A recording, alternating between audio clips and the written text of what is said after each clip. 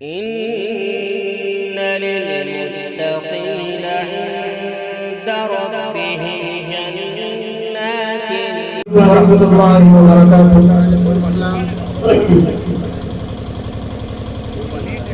نحمده ونصلي على رسوله الكريم أما بعد. أعوذ بالله من الشيطان الرجيم. بسم الله الرحمن الرحيم. اقرأ باسم ربك. قل هل يستوي الذين يعلمون والذين لا يعلمون. وقال تعالى الرحمن علم القرآن خلق الإنسان علمه البيان الشمس والقمر بحسبان والنجم والشجر يسجدان. وقال النبي صلى الله عليه وسلم طلب العلم فريضة على كل مسلم ومسلمة. وقال اطلبوا العلم ولو كان بالصين من أوتي الحكمة فقد أوتي خيرا كثيرا أو كما قال عليه الصلاة والتسليم. جناب صدر، مہمانان اعظام، علماء کرام، میرے دینی بھائیوں اور میری ماں بہنوں، میں کوئی بڑا خطیب نہیں ہوں، میں کوئی مقرر ہوں، ایک ادنا سا طالب علم ہوں، اور ہمیں علم کے اوپر چند حقائق کو آپ کے سامنے رکھنے کے لیے آیا ہوں. میرے بھائیوں، اللہ تعالی نے انسان کی پیدائش اور اس کا سانچہ جب ڈھالا ہے تو ابتدائی سے تعلیم کے اوپر زیادہ دھیان دیا. اسی طرح اللہ تعالیٰ نے سب سے بڑی مثال کہ انسان کو تعلیم میں کتنی اہمیت ہونی چاہیے، سب سے بڑی مثال اللہ تعالیٰ نے قرآن کریم میں کہا وَعَلَّمَ آدَمَ الْأَسْمَاءَ كُلَّهَا، کہ ہم نے حضرت آدم علیہ الصلاۃ والتسلیم کو علم آدم الاسماء كلها، یعنی ساری کی ساری علم ہم نے آدم علیہ الصلاۃ والسلام کو دے دیا. اور آدم علیہ الصلاۃ والتسلیم کون ہے؟ دنیا کے سب سے پہلے انسان، اور ساتھ ساتھ میں دنیا میں سب سے پہلے نبی بھی ہے. اور اللہ تعالیٰ نے ان کی تخلیق اور دنیا میں آنے کا مقصد اور ایک پیغام جو ان کو دیا تاکہ وہ اپنے امتی کو بتائے کیا تھا؟ وَعَلَّمَ آدَمَ الْأَسْمَاءَ كُلَّهَا تھا. اسی طرح اللہ تعالیٰ نے سورہ علم میں پورے قرآن کریم میں سب سے پہلی آیت سورہ علم کی 5 آیت ہے.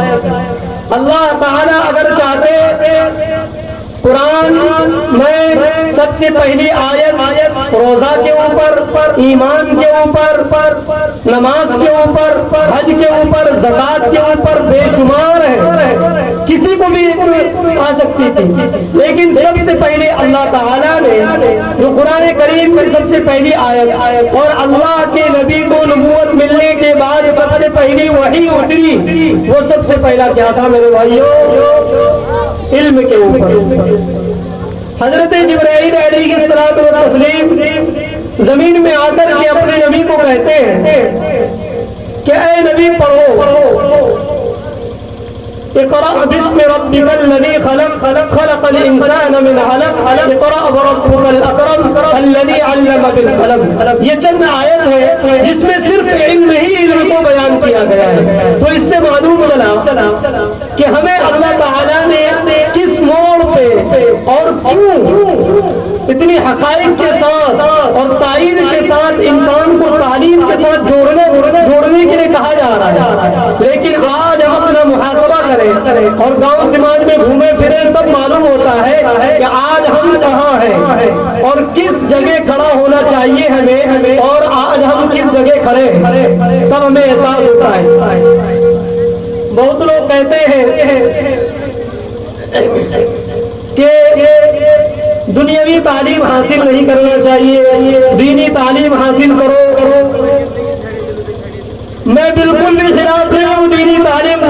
تعلیم دونوں سیم ہے۔ اللہ تعالیٰ قرآن کریم میں مبانی دخول اعلان کر رہا ہے کہ اے لوگوں اقرا پڑھو، یا علماء کرام بیٹھے ہیں، اقرا کیا ہے؟ بالکل عام ہے، عرفہ نکرا۔ اقرا باللغت العربیہ نہیں کہا اللہ تعالیٰ نے، اقرا باللغت الاردویہ، اقرا باللغت الفارسیہ نہیں کہا، کسی بھی زبان کو اللہ تعالیٰ نے مضبوطی کے ساتھ نہیں کہا، صرف کیا کہا اپنے نبی کو؟ اقرا۔ اب اقرا سے مراد مفسرین سے لکھا ہے کہ قیامت تک ایجاد ہونے والی ساری زبانیں، قیامت تک ہونے والی ساری لینگویج اقرا میں شامل ہے۔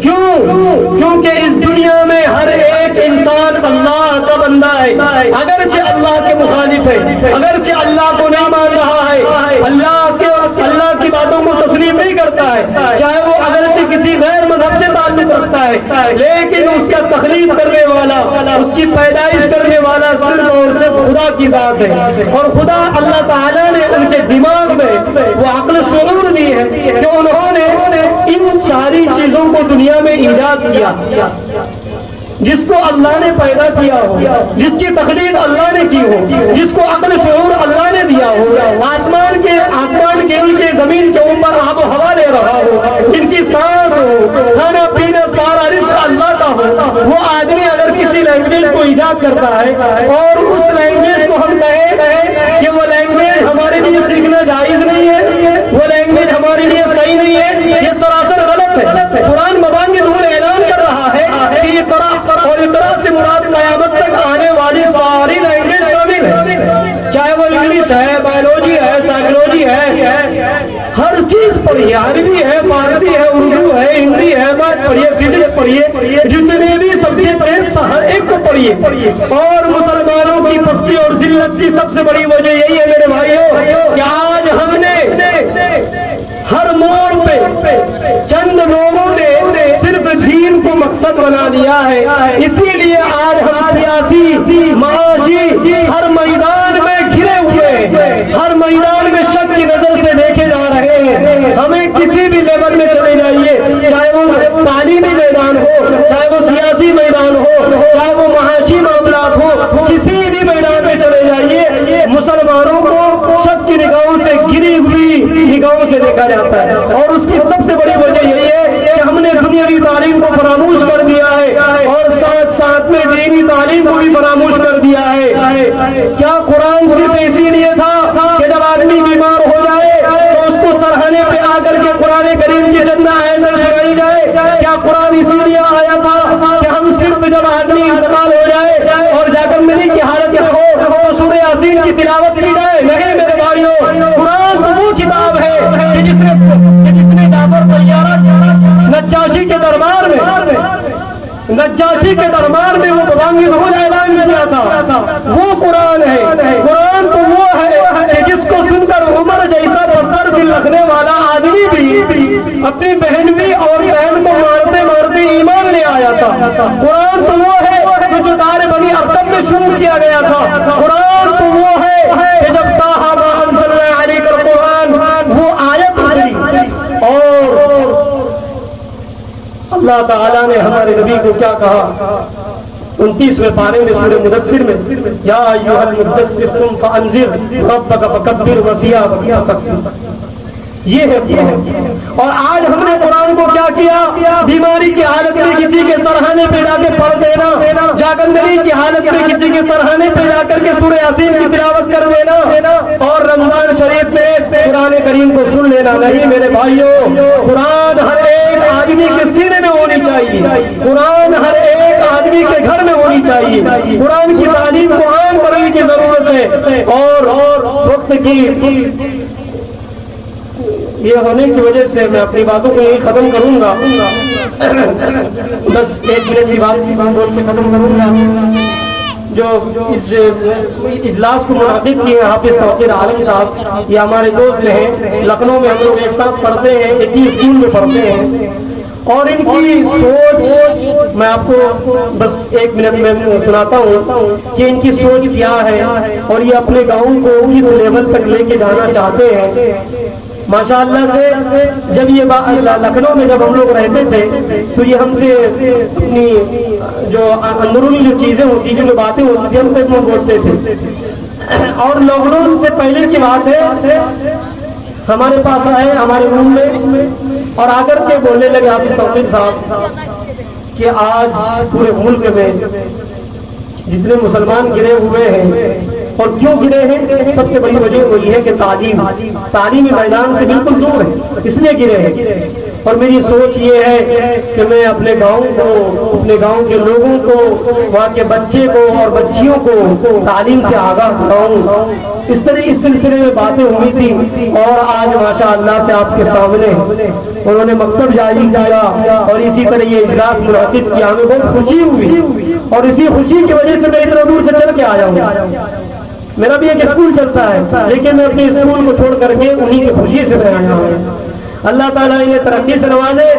اور میں آپ لوگوں سے بس معتمانہ التماس کروں گا کہ آپ کسی بھی میدان میں رہیے، کوچنگ میں، اسکول میں، کسی مکتب میں، کسی حافظ جی کے ساتھ، کہیں بھی اپنے بچے کو تعلیم سے محروم مت کریے پلیز. کیونکہ آج جو زمانہ ہے، جو آگے کا والی جو 10 سال اور 5 سال کے بعد جو آنے والا وقت ہے بہت ہی برا ہے میرے بھائیوں. اور اس کی تیاری ہمیں کس سے کرنی ہے؟ ہتھیار سے، تلوار سے نہیں. کس سے کرنی ہے؟ کلام اور قلم سے، زبان اور قلم سے. جس کے پاس زبان کی طاقت ہو، جس کے پاس قلم کی طاقت ہو، وہ کسی بھی قوم کو زمین کے نیچے پھینک سکتا ہے اور وہ زمین سے تحت الثری سے آسمان اور سریا پر پہنچ سکتا ہے. انہی چند باتوں پر میں اپنی تقریر کو ختم کرتا ہوں. وآخر دعوانا الحمدللہ. بہت آپ